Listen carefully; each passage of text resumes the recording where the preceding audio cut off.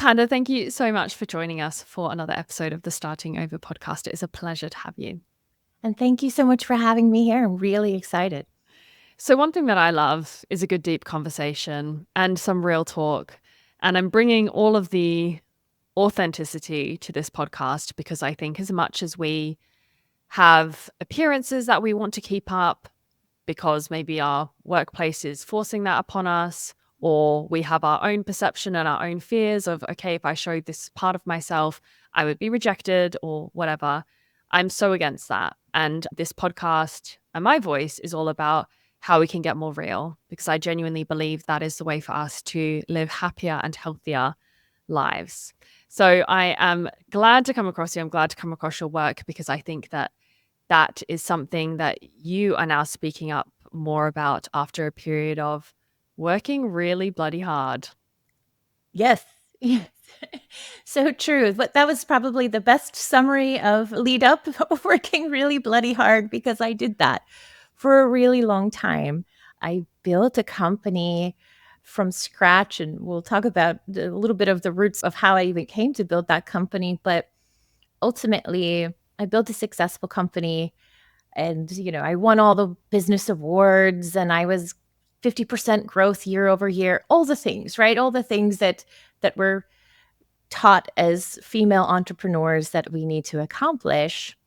But I was really hiding a really big secret, which was that my health was suffering. And it got to the point where I had days that I physically couldn't get out of the bed in the morning. I mean, I was setting my alarm for 4 o'clock in the morning so I could take medicines and begin using my hands to lift my legs out of the bed and shuffling around my house to do my ice packs and all of these things so that I could show up at the office at 9 o'clock acting like everything was okay. And so I was the most successful fake you would ever have met at that time.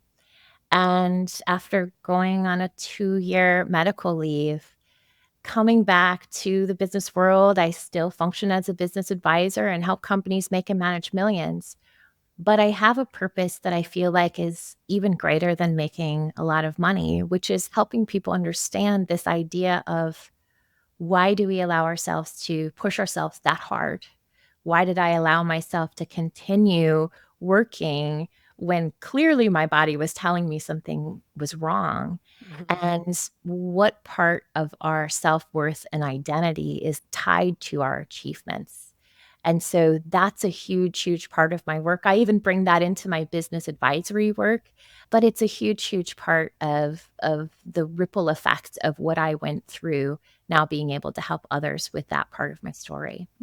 And you're not alone. I guess it's resonating with people because there are so many people in that situation where worth is attached to achievement. And suddenly, when you lose that, or when you're not performing to the standard that you expect of yourself, your sense of identity comes crumbling down. But what I'm curious about, Panda, is what is it in your childhood, let's say, your family environment? You can speak to a little bit about who you grew up with and where you grew up, and whether there's any exact moments that shaped you into that person that became so driven, and Yeah. particularly so driven to make money.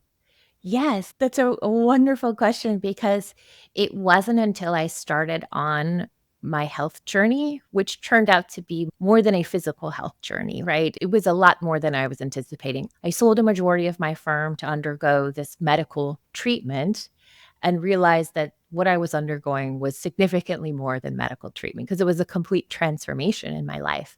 And so that time of learning about myself and figuring out why I had done this and what was the motivation, I did spend a lot of time looking back to my childhood because I hadn't realized the connection. And my parents, wonderful, hardworking people, they this is probably the best summary. I never saw my mother sit down and watch television just leisurely until I was in my 30s. Well, We didn't in our household as children, we didn't watch television unless we were simultaneously doing something productive.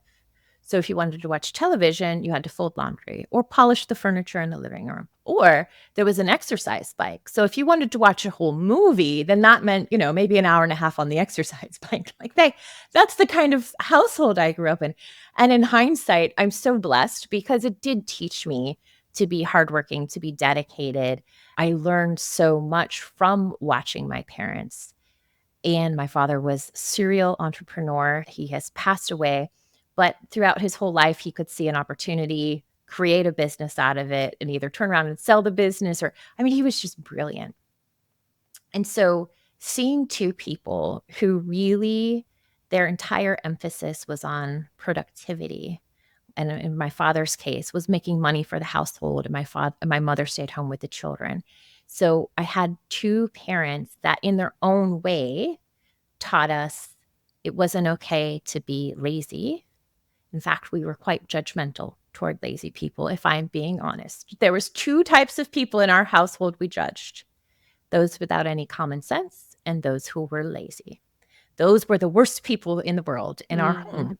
And so I didn't really realize until I reflected back on my childhood that became very much a part of my identity, right? The worst thing one could be is lazy. And so I took that to such an extreme, probably trying to run away from laziness, that I did the complete opposite.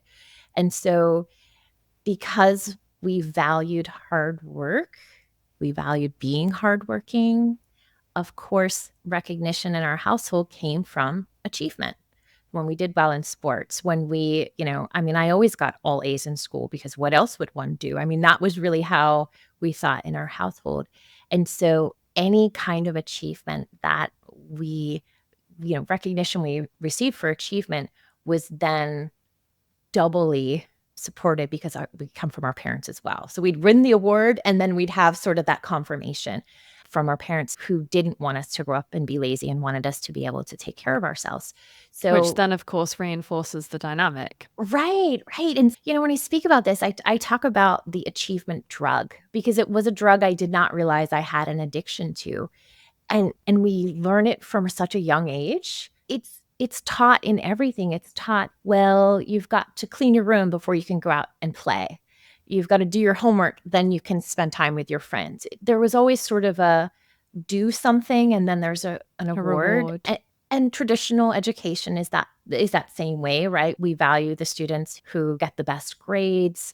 And so, and I played sports, I did music, every single thing, there was an award to win. There was an achievement to be had.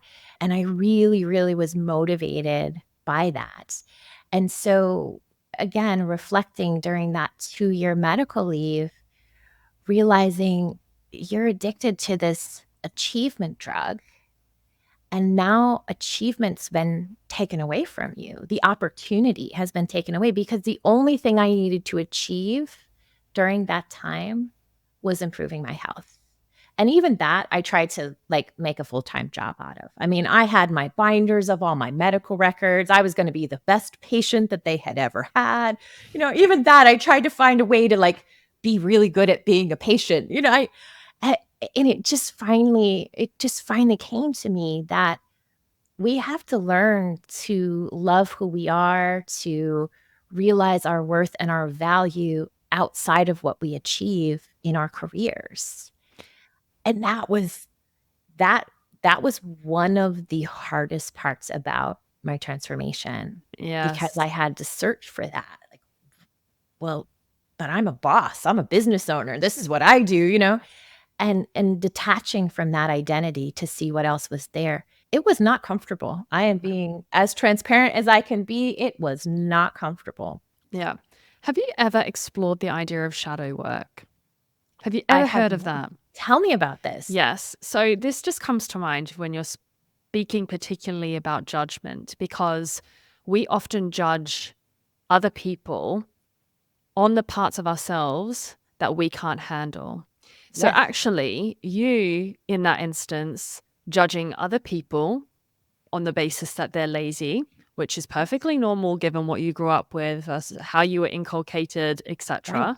Right. But shadow work is when you explore the opposite dynamic. So it's often used in the kind of spiritual context, but the part of the aspect of you that is present, but that you don't want to see and you don't want to acknowledge. But actually, that part of you is the path towards wholeness. Because there is a part of you that, on some level, wants to chill the frick out. Yes, You very want much to, so. yes, you want to rest, you want to Right. play, you want Yes. to have fun, Yes. but you don't accept that part of yourself and you don't accept that there might be that aspect in you. And Yes. you judge other people, but actually, what you're also doing is judging yourself. So we Yes. say in this context of shadow work, it's like looking at the parts of yourself that you, quite frankly, don't want to acknowledge, you don't want to accept, you don't want to work with at all. But in fact, that's where the real transformation occurs. Only we don't do that because we often really just want to nail home on our strengths. We want to go further and we want to completely reject these parts and pretend they don't exist. Yes. And you often notice, for anyone listening who this is, perhaps is a completely new concept, where you will know and find the person who represents your shadow, or find the part of yourself that in fact is your shadow, is when you're triggered. So whenever you have an emotional reaction, you're frustrated, you're annoyed, you're irritated, or even angry, hostile, whatever, typically those are the emotions that come up. It's pointing you to the part of yourself that you need to acknowledge and that you need to heal. Yeah. Yeah. Oh, so much truth to that. And you're right, because a big part of this journey helped me to see that as I worked with business owners before my medical diagnosis, I was always sort of fascinated by those that whenever I called them, they were on the golf course or they were on their boat. I can't really hear you. I'm on my boat. And I just remember thinking, well, do they get any work done? Like, and instead of saying, wow, they have structured their company in a way that they don't have to be there every day. That's amazing for them. That's my goal. I need to keep working toward that. It was this bit of judgment of like, are you ever in your office? Because every time I call you, you're playing golf or on your boat. And recognizing that through this, now I'm like, oh, I want to be picking up my phone on my boat, right? That's now the goal, or the definition of success has changed significantly when I recognize, like, that's actually the goal. That's what we're all working so hard for, is picking up the phone from the golf course or the, wherever it is that we actually want to be. For me, it would be the beach, right? So that really redefining success is kind of what helped to skyrocket this. And yes, a big part of that was looking at the areas where I had been a bit judgy toward others and digging into, why would you be judgy towards someone who's actually taking the time to rest and recover from all the hard work that they do in their business. And so that was a huge lesson. And another, to just sort of piggyback on what you just said, a brilliant person that I had done some work with, just sort of in passing, sometimes people say the most brilliant things to us and it wasn't even the main point of what they said. It just was something in passing that got our minds going. She asked me what I was like when I was a child. And I thought, that's a peculiar question. And I don't actually remember much of being a child. And so I watched these videos of me when I was a child. And there's stories that people would tell of me when I was a child, the way that I was. And it's like it's another child. I can't even picture being this way. Always telling stories. I just wanted to make people laugh. The videos, I'm always dressed in mismatched clothes and dancing around and being silly. And I can't even picture, I literally can't even picture being that child. And I realized that that's who I always was naturally, right? I was the silly, I wanted to entertain, I wanted to make people happy. I wanted to, wear my crazy mismatched clothes and be playing outside. And this sort of powerhouse executive that I became, I felt like I needed to drop that side in order to be perceived as powerful, right? To be a powerful woman, you've got to be taken seriously. And in my mind, to be taken seriously, I had to be serious. And so now I've learned, again, I can't believe that, my medical journey started when I was 38. I'm like, how did this take so long for me to figure out? But I'm so excited. In a way, I feel like I'm so lucky to have figured it out so young, that I Hmm. have so much more time to live my life thinking this way, that when in all reality, people are drawn to the girl who would wear the mismatched clothes and be dancing and singing around and telling stories.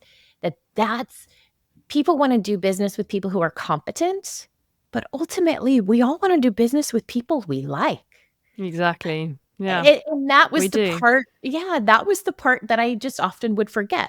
I thought my competence would lead the way, and it opened many doors for me, and I can't say that that's not a huge part of my success.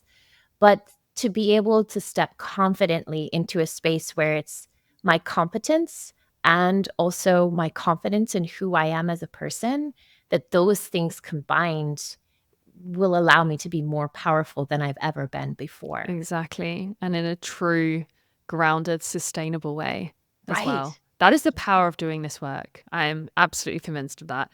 A couple of things come up there. One, research from social psychologist at Harvard University, Amy Cuddy. She speaks on many different topics, actually, body language being one of the main ones, but also on the power of what she calls warm competence. I came across Mm. this idea and I was so convinced by this. And in fact, I use it when I coach people, when I go speaking. I always keep these two words in mind because it's really easy to understand. So, warmth and competence. If you are competent but not warm, Mm. you will be respected but not liked. Yes. If you are warm but not competent, you will be liked but not respected. So she says, if you manage to have a balance of them both, that's when you will ultimately be liked, respected, and have more success. So how do you do that? Okay, yes, you have to have the competencies, the technical skills, etc., that you need to do well in your workplace, in your industry. But don't forget the importance of being kind and smiling and holding the door open for somebody and all of the little things that actually count for something. So that definitely came to mind. And the second thing, which I heard a little bit in your own self judgment, if I call you out here about, well, it's self judgment, but also something many of us do, which is you said, it's such a shame that I only learned this at 38. And you imagine what it could have been like to have lived another way. Of course, it's such a pitfall because, well, Right. there isn't another way. The past is the Right. past. That's exactly what happened. And who knows, you might have had and you followed or walked a completely different path. But it's such a pitfall because I think we all have these preconceived ideas of where we should be at a given moment in our life. All of us. I mean, I know in my instance, I'm 31 now, and I had a baby at 24. And this was unplanned. And I quite honestly didn't know what to do. I was like, oh gosh, I'm in my final year of university and I already felt behind in certain ways. And I was really stuck. And then I thought, hold on, I'm maybe just doing things in a different way. But I'd realized I'd so internalized this idea that I had to have worked hard and built my career and got married ideally by like 28, 29, had the Oh, baby around 30, and all of those standard things that we're taught. And then you realize there is no one right way to do it. And if we gave ourselves more grace, we would be so much happier. yes. Yes. Thank you for calling me out on that, because it is so true. And when I find myself looking back at different times in my life where things didn't go the way that I had planned, so often the outcome wound up being better than if it had gone the way that I Mm, planned. Or perhaps the outcome wasn't necessarily ideal, but it was the outcome. And ultimately, what I learned from the experience became something that was necessary for something later in my life. And then I could look back and say, oh, that makes so much sense now, why that was the experience. And I would become increasingly more grateful for these times where at the time I just felt like I had fallen flat on my face. And then, then when you kind of pick yourself up and look around and say, oh, this is why. And, we don't always get the why. Sometimes things can just be a challenge. But I found in my own experience, looking back, even my medical diagnosis, I look at it now as it's tough. It treatment is difficult and it's expensive. And I felt like I was giving up 2 years of my life. But what I got out of my giving up of those 2 years was so valuable, and I'm so grateful for it. But of course, at the time of the diagnosis, it wasn't like, oh, I'm going to spend 2 years of growing, learning about me. I can be honest and say that was not my outlook at the time of the diagnosis. Of course. But in hindsight, it's genuinely one of the best things that could have ever happened, because it was a sort of forced pause and reflection period in my life.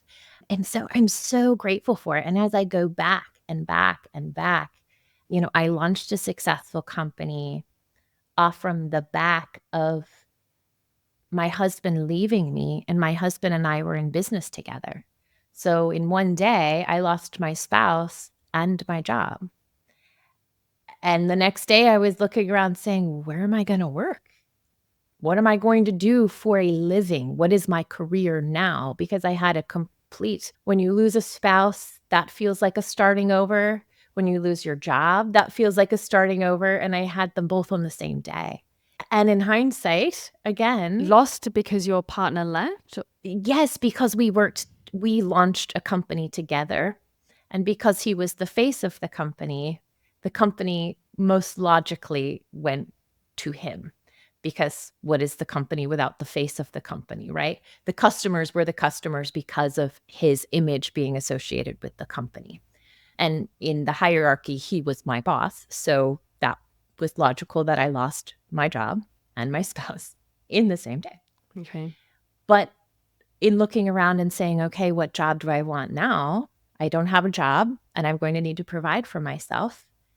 I launched an extremely successful company because I looked around and said, I need a job. What are my skills and what do people need? And I found where my skills and what people need met and launched a successful company. So at the moment, it felt like, what kind of job am I going to get that I'm going to love as much as what I was doing before? And all of a sudden, I went into a completely different career path. And it was, again, the best thing that could have ever happened.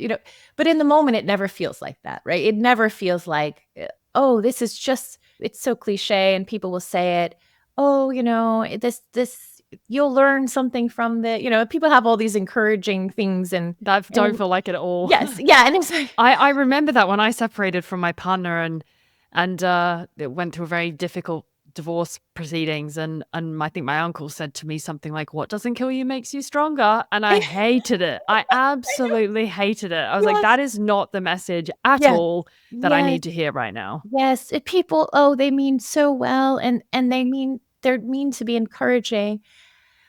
They usually are not in those moments. But what I found is they've likely been through something that in hindsight they recognized was a turning point in their life, a turning point for the good. So they are trying to encourage us with those things, but in the moment we can't always hear them, and I know I surely couldn't hear them. And the gap between what you know and actually how you operate, because actually what came to mind for me there was about the importance of gratitude. And when we think about gratitude, this has been a theme for me and my family recently, because my son is 6 years old and going through a bout of negativity. Apparently it's kind of normal at this age. Who knew? Okay. And I'm like, okay, how can we flip this to be more positive? And of course, gratitude comes up a lot. So what can we talk about that was like really great in our day? And how was it with your friends? And, the sun is beautiful and look at that flower. And isn't it nice to pat the dog, and noticing all of the little things? But this is what we often think of when we think of gratitude, like the immediate past, what we've experienced, or the generalisms in our life. Like, I'm grateful for my partner. I'm grateful to have a nice home and enough food to eat, etc. But a new way of thinking of gratitude that I think points exactly to what you've just mentioned is almost like gratitude in reverse. So if you can think of a previous time in your life where you so wanted something, you really wanted that house, or you really wanted that job, or whatever it may be, and you didn't get it and you were so bummed, you're like, oh, damn. And then something better came along afterwards. Can you look back on those moments and use that as fuel to be grateful for a difficulty you're experiencing right now?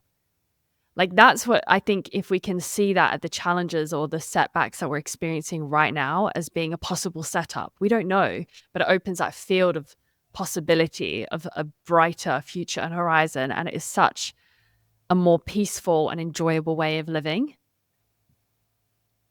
I say that like I'm wise, but I think in practice, when my son's going off on one. Well, and being, I don't want to say to be kind to ourselves, but recognizing in ourselves the wisdom that we gained from those experiences, and just allowing ourselves to be proud of, I made it through that, and I'll make it through this. I think that's the benefit we can see if we've had multiple times in our lives that have just been really, really difficult. When we reflect back, and the confidence that that builds to say, well, you made it through that, surely you'll make it through this. That's the first layer. But the second layer is to say, how wise I am. Because in that situation, I learned this and it changed my life. In this situation, I'm going to be very aware, and I'm going to allow this to give me wisdom that can change my life. It's easier said than done, but if we have a pattern of resilience, if we've had a pattern of difficult things in our life, it's so easy to stay in a survivor mindset of just kind of being tough as nails all the time and saying, well, that's life and it's tough, but we make it through. And that's true. And we need that amount of grit and resilience. But I think that what that does is allow us to become a little bit cold and take out the human element of living, because we can be so tough. And I know I experienced that in my own life. And so now, living in a space of being able to say, yeah, I'm tough as nails, and that's great. But recognizing that so much confidence and wisdom came from those difficult things, Mm.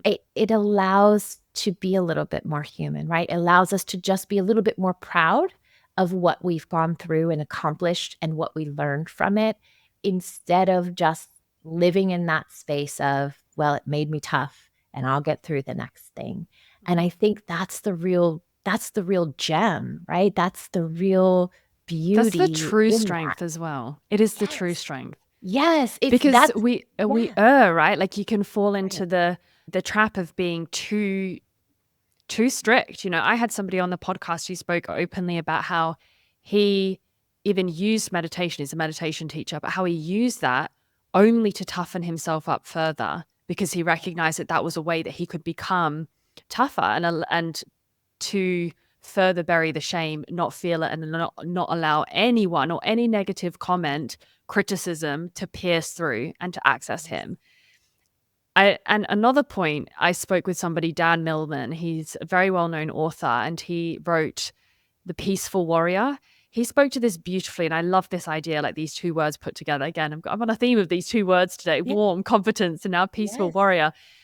But the idea of it is how you do need to have that warrior spirit. There are times where you need to be a fighter. I certainly had the opposite, where I wasn't a fighter, and I allowed somebody to take advantage of me. And that was a big wake up call. So I recognized I actually needed to cultivate that warrior side of myself a little bit more. And then on the other side, he has like the peace. What is it? What does it mean to be a peaceful warrior? How can you be a softer version of yourself, a more grounded, centered version, balanced version of yourself, and put those two things together? And that's actually what will lead you to a happier life and also better performance as well. Like, it's like, how can you engage in your work that's in a way where you're focused, and it could be challenging, but it's a good amount. It's a healthy amount of stress, but it's not so much that it's all raining down on you, or it's a pressure that you feel like you can break, or you're going to snap back at somebody in a negative way or whatever. And I think it's all of this work that makes you that person. It's it's a it's a different kind of strength, and I'm so happy that you're bringing awareness to this strength and power that's quite different than maybe what we were taught or what we understood in society. And I've seen it demonstrated, but I didn't recognize what it was. And so now, when you recognize what it is and you see that in other people, it's so extraordinary and it's so compelling. Those people really do draw people to them in a different kind of way. And it Absolutely. just fascinates me, and why I love to do this work so much, because the competence confidence question comes up a lot. The idea of really digging deep and finding what some of the motivators are, like we talked about earlier, when I'm talking about burnout, I'm talking about pushing ourselves. When I'm working with a high performer, finding that balance of continue to be a high performer, it is not a choice between being a high performer or being someone who can love their life and enjoy their relationships. And so many of these concepts, there is this two-sidedness to it, like you're talking about. And if I could, I'll share a little recent story. Everyone calls me Panda. It's a nickname I've had since college. And for the longest time professionally, I never would introduce myself as Panda. Why?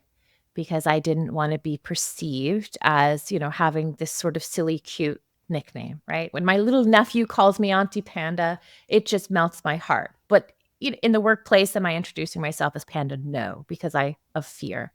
I didn't want to be perceived as weak or silly or. And so more recently, I just immediately would introduce myself as Panda, not introduce myself as Amanda. And eventually everyone just calls you Panda because they realize that's what everyone calls you. And I was in a podcast and the gentleman said, "Oh, and so your name's Panda. Do you collect pandas? Do you love pandas? Do you have pandas all over your house?" And I was like, "No, not really. It's just a nickname." And then he said, "Well, what is the significance of the nickname?" And I just kind of thought, well, in my mind, it's kind of like somebody named William going by Bill, Amanda, Panda, it's not that different. But the neat part about having such a silly nickname is that when I talk about this balance that is so hard to find, but when you do, it's so beautiful. If you think of a Mm. panda bear, they're just kind of round and chill, and they just like to eat all day. And I'm a little bit round, and I'm working on being more chill, and I do like to eat all day. But a panda is just as strong as a black bear. If you poke a panda, it's going to have the same strength and power as the bears that we see that we would fear for our lives. And I thought, well, that's exactly what I want to be, right? I don't need to be the black bear. I don't need to be the powerful, everyone is afraid, show the strength all the time. That's not the goal. That's not what we need to be. To be perceived as warm and friendly and, a little bit cute, who doesn't like a panda bear when they go to the zoo? That's okay. That image is okay, because the reality is that panda bear is just as strong. They just don't feel the need to show off their strength all the time.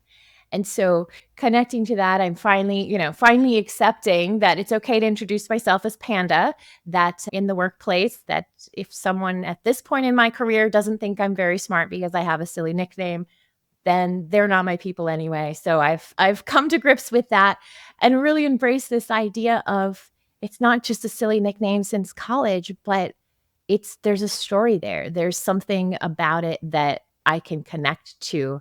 And so I think that's the plan, right? That's the whole mission for me now is to be the panda.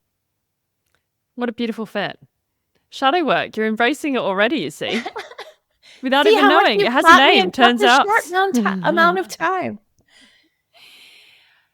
Tell me, what was your life like, or how were you behaving at the time where you couldn't accept this side of yourself and where you did want to be tougher? Yeah, I think there wasn't a lot of room for imperfection.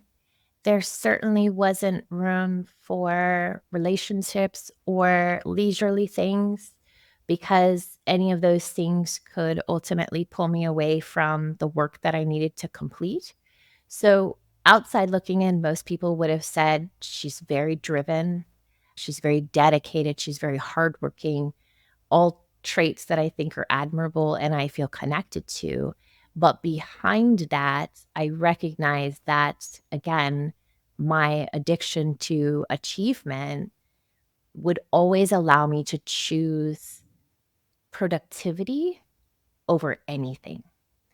And I think that I would say my relationships suffered, but ultimately there weren't relationships, right? Friends just stopped calling because they knew I was going to say no. If I did get together with them, if I picked up my phone, they would just say, stop working. I mean, they knew I wasn't present even when I was there. And so there was the outside perception of a hardworking, driven person. But if you really evaluated my life or who I was as a person, when you pulled that element out, there was very little left because it was the only thing that was important to me. And so relationships suffered, my health obviously suffered significantly, and really my growth as a person because there wasn't time for self reflection. There wasn't me time built into that.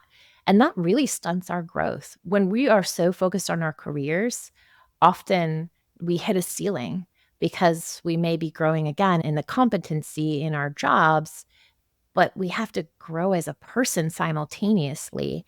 And I think that's often the point at which a high achiever stops really achieving is hitting that ceiling of growth. Such a good point. Such a good point. Was there anything that you read that you remember, a book perhaps, or two, that started you on this journey of asking more questions about yourself and opening you up to this work of looking at yourself, reflecting on yourself? So, being 100% honest, prior to my medical diagnosis, the only books I read were business journals and articles within my fields because I was obsessed with the consumption of that information to enhance my career, to enhance my company. But it was actually more than reading, which came later. I had the opportunity to work with the most amazing therapist who, well, she didn't really coddle me. She was very clear and direct with me, and that's the relationship I needed. I needed a little shaking up to say, let's dive deeper into some things. And the reason I even got involved with therapy was because as I was going through the process of selling my company, the transaction hadn't even completed yet, and I was already starting to have an identity crisis. So Where this was the company after your partner took over the other one, the one that you said you started your own company. Yes, yes. So this was What the was it in? company that I launched. I'm sorry? What was the company? Business advisory. So very much in the accounting CFO space, and worked with hundreds of companies and entrepreneurs and helped them make millions of dollars. And it was a very successful company. And I was very attached to it as part of my identity. So before the transaction, the sale had even closed, I was already feeling this detachment from my identity. And I said, I'm going to need someone to help me get through this. Like, I'm going to not be working for this medical leave. And eh, I don't know if I can do this. Like, I need some direction. And so I got connected to this therapist, and she really helped to open my eyes. And then the books and the podcasts and the meditation, all of those things came later. But that was the first step, was working with someone who was just going to tell me like it was. I felt like I really needed some help navigating this journey from selling my company and being a business owner and being respected in that realm to just being a medical patient with no job. And I knew I was going to live there for what I thought at that time was going to be 1 year. And it actually was 2 years. And so I began working with her to help me understand how to navigate this, what I felt like was a huge loss of identity. Like who am I as a person that's not a business owner, that there's not this image that I had of myself. And she was really tough on me. And she was exactly what I needed at that time. And then through that work, that's what opened the doors up for me to start reading books, for me to start listening to podcasts. And that whole journey started with the therapist. But later, one of the most impacting books that I read was The Best Year of Your Life. And I'll tell you, I didn't even finish it before I was already seeing the impact, because it came with these little cards and it was a little idea for every week, so it was a little homework to go along with the reading. And the reading involved a lot of journaling and reflection, which I was not prepared for. I just thought I was going to read a book and everything was going to be great. But it was much more impacting than that. And when I think back, I think the greatest thing that happened as part of that transition through reading that book was I just had a little bit more hope, a little bit more positivity for the future, because it was a book that spoke to me in a, I'm sure you've perceived by now that certain, we'll just say woo-woo concepts, I was not ready. That's what I would have called them at that time. And I was not ready for them. Yeah. Me neither. Yeah. In fact, I have a talk that I call Yoga Girl, which is just about how I had a woman who worked for me who was a yoga instructor. And I was not ready for her at that time. But of course, the story goes on, that I would just roll my eyes when she would talk about her co-op vegetable program and how great her yoga session was last night. And I would be like, okay, but can we get some work done here?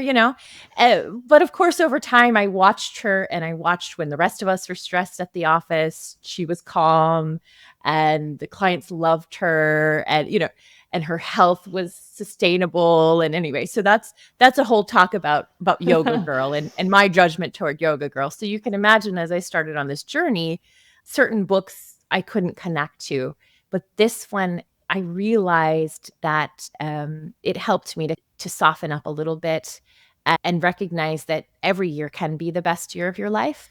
It doesn't have to always be about just navigating the challenges, but looking at it a little differently, even in a challenging year.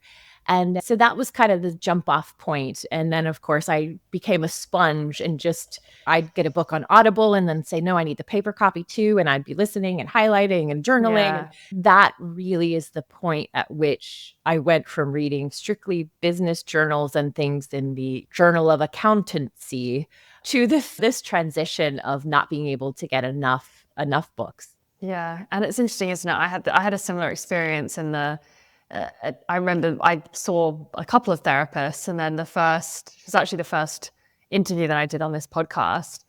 And I remember going and sitting in her office, and the first 5 minutes was, can you close your eyes? And we're going to breathe. And it was a certain type of breathing pattern where you exhale slowly to bring your nervous system into parasympathetic mode. And she would say these same words, or I learned that they would be the same words. Mm-hmm. And it frustrated the hell out of me because I would get teary as she was saying these things. And I'd be there like breaking down my outer shell. And I realized that's what it was, in fact. Like, it was this armor that I was wearing. And everything that she was saying and doing was just tapping away at it. Open up here, open up. And in fact, once you do, there is such a beautiful transformation that comes from that. And like you, of course, then I'm reading all of the books and hey, I have a podcast and do these kind of conversations now. Yes. So yes. But yeah. And another point you made about this life being, this series of challenges, something that struck me is somebody I spoke to. She's probably the wisest person I've met. She's 80 something years old and has lived a very large life, but is so joyous. I think that's what struck me about her. It's like, we often have this image of elderly people being frail and bitter a lot of the time full of regrets, low in energy. And she was just the complete opposite. And I was like, whatever you've done, like where you have gone, I want that. Because she would be there with her big smile, full of energy, radiant. And she said, Shannon, life is not a series of problems. Life is an adventure. How can we shift your thinking to stop seeing this as a series of problems to be solved and instead an adventure to be lived? And I was like, Heidi, I have got to follow you around. I'll come do some kind of retreat with you, or I don't know what, but the wisdom. And I think you don't get to that age with that mindset and that energy without following this path. It doesn't happen. It doesn't happen. And whether you are called to that when you're 20, 30, 40, 50, 60, it does not matter. I think that's the message that I want to share from it. It's like, it does not matter when you get to that point, as long as you do. Yes. Yes, because there's still the time to transform the rest of your life. That's ultimately what it is. It's about the rest of your life and what's ahead of you. And I think that that's the exciting part when you make that sort of realization at whatever phase, it's still the rest of your life to live that way and to learn. And I've often, we talked about earlier about, thinking these videos of me as a silly child and things. And I was thinking about it when you were saying, this series of challenges. Children don't think that way. They don't think of life as like your child that's 6 years old isn't thinking, well, life is going to be tough, but I can handle it.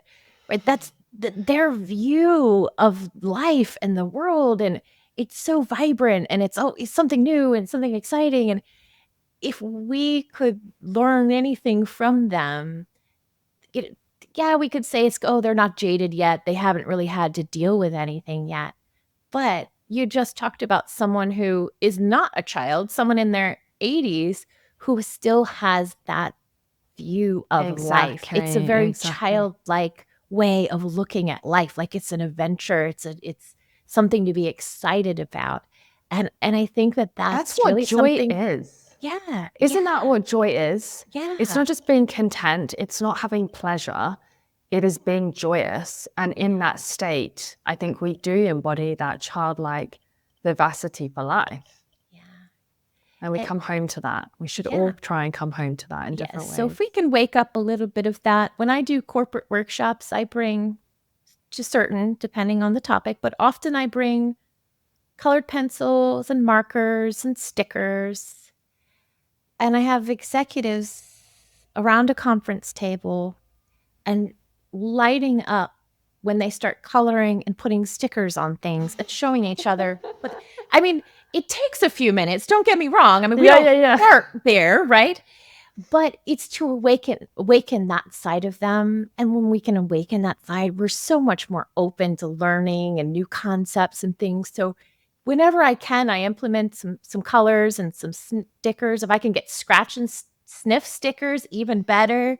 So I think it's worth examining, what part of children or what part of who we were as a child could we, revisit sometimes. Yeah, I agreed. I'm going to move into the final fast few questions. And the first thing I wanted to ask is, what are you most proud of? I have often struggled with that question because my mind naturally goes to accomplishments, right? Achievements. I talked about the achievement drug, and I want to elaborate on achievements when someone says, "What are you proud of?" But I think what's been awakened in me more recently is that to be a high achiever, to be someone who's resilient, to be all those things that I do still cherish, there is a small element of retaining hope. Because why do you continue to achieve if there's no hope of reaching your goal? Why do you bounce back from a difficult situation? Why do you even bother to put up a fight if you're not fighting for anything? And so what is it that you're fighting for? And it's different for everyone, but the best word I think to summarize it is this glimmer of hope. And so I think keeping hope is actually a really powerful thing that drives so many things in our life. We can get a little distanced from the hope or be more connected to the hope. But I think that's something to be proud of, is staying connected to hope, because otherwise, what is it all for? Yeah, beautiful. Second, what is a piece of advice that you would give to your busy, high achieving former self? Well, not to say that you're not high achieving now, but that part of your Sure. that time in your life where, because actually that's wrong to say, I think in ways that you're even more high achieving now, but the time in your life where it was much more tunnel vision in how you perceive that, and the part where you were stuck in more judgment and shame and fear, ultimately. Yes. What would you say to that part of yourself now? Yeah. I think the conversation would be that there's the panda concept, right? There's power that you're going after isn't ultimately the power that you want. And I think that, I would have that conversation with that former self in a very gentle way, to say there's a different way, there's a better way. And a big piece of that conversation would be that people will respect you in the same way. They'll just like you a little bit more. And I think that was the realization that I didn't have. In fact, when I went on medical leave and I told people, look, I started having cognitive issues. My speech was slurred. I was forgetful. I was confused. And I felt, I was doing an injustice to my clients to continue to work in that state. And more than one client came to me and said, you on your worst day are smarter than most people on their best day. We would have kept working with you. But of course, I felt like if I wasn't here, no one would want to work with me. And so I would have told that former self that people will respect you. They'll just recognize you're human. And so it's okay to let them know that things aren't perfect. Yeah, beautiful. Self-compassion all the way. It's exactly what you need. Yeah. And many of us need, in fact. Yes. Closing message for anyone on this healing journey, self-development journey, or maybe anyone who's stuck in that place themselves and they've just stumbled across this podcast and realized, hey, I was that person, or I am that person too. What would you say? I think starting over, reinvention, overcoming a struggle, resilience, whatever terminology we want to use, is really hard. So when people say, oh, you're going to make it through, and you are, but take a moment to say, this is hard, and that's okay. I think that's the first piece. It's okay to acknowledge that what you're going through or have just gone through is difficult, but connecting to what you're fighting for. What is the why? What are we doing all of this for? What is the ultimate goal? When we connect with that, it's so much easier. And a little exercise, it's so simple, but spending a moment thinking about your goals. Most of us automatically go to career goals, financial goals, the bigger house, whatever that is. And just pause for a second and picture you as a person when you reach that goal. What do you look like? What's your demeanor? Are you smiling? Are you happy? Or are you tired and frazzled and still in a chaotic place? Because that's the most important goal. What are you going to look like? Who are you going to be? Right? When I picture my future self, she's jogging, she's fit, she's vibrant, she's happy. What is that image? And that should be the driving force. The what am I doing this for? Where am I going? Who do I want to be? And keeping that in the forefront, it just makes the work, it makes the overcoming so much easier if you can just stay focused on him or on her when that day comes. Yeah, beautiful. So much easier and so much more meaningful and fulfilling as well. Panda, thank you so much. It's been a true pleasure. Thank you for the honesty. Thank you for sharing your story. Thank you for being real. Yeah, we need more of it. Thank you for sharing such important work with your audience.